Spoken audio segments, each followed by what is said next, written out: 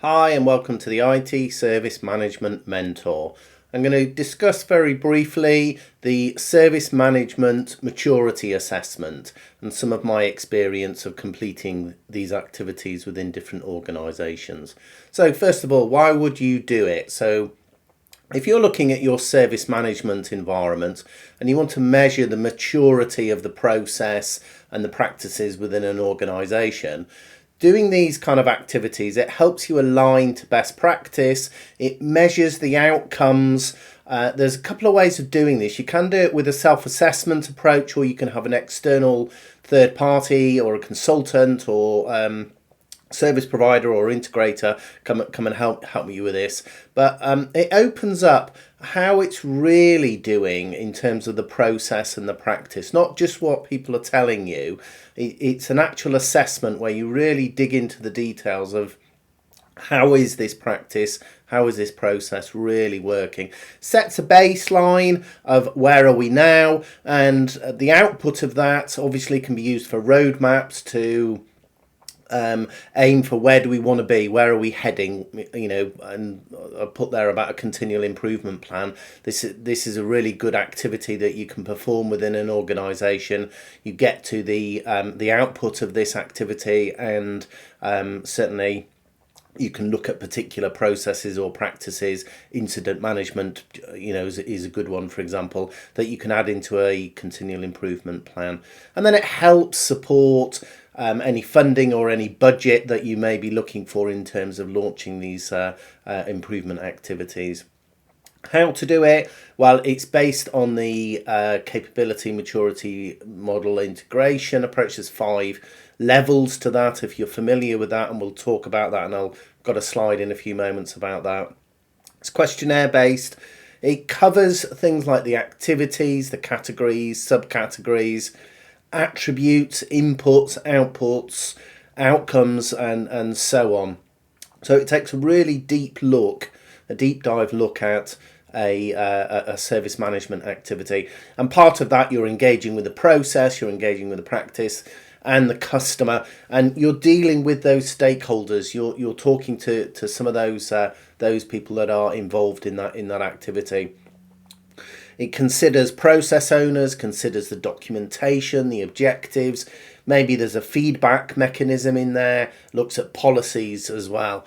And then once you've got those scoring results, what you have to do is you have to establish what does good look like for your organisation, because the scoring goes up to 5, but maybe a 2.5 or a 3 is fine. Maybe that's good enough for your organisation. So there's definitely an activity there that you need to work out what is good enough for your particular organisation. It will be different. And then what's the frequency of doing these activities? I like to perform these activities on an annual basis. So if we briefly go through this various levels of maturity. So right at the bottom, you've got, well, there isn't anything. It doesn't exist. There's no process, and it fails to achieve any kind of purpose. Level 1 is classed as initial. So there's no documented or adhered to process. It's usually unpredictable. It's poor, or there aren't any controls in place. There's no controls there. It's reactive in its approach. There's no proactivity there. Any kind of audits, for example, would fail. So this is a good place to start. That's where if that's where you are, at least you know where you are, and you want to try and move to a different level. Level 2, manage. So the processes are there, they're established. It's loosely managed. It's likely they're not executed in a common or a repeatable or a standardized way of doing things. So for example, the way person 1 does it may well be different to the way person 2 does it, or worse still, the way person 1 does it the first time is different than when that same person then does it again. They do it in a slightly different way. Level 3 is defined. So inputs and outputs are defined. There's some good training in place. You've got base foundational training there.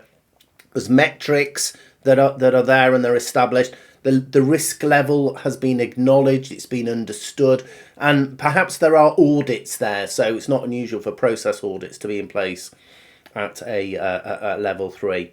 in terms of defined. Level 4, that's quantitatively managed, so the processes are there, they're controlled, they're measured, data is being used, there's KPIs, there's CSFs there, they're being used to assess the health of the practice or the process or the function or whatever it may be.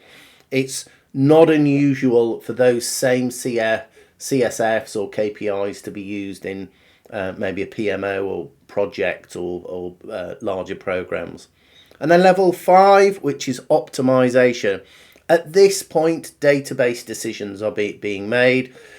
Focus is about the optimization at this point. So it's more about optimization than it is execution.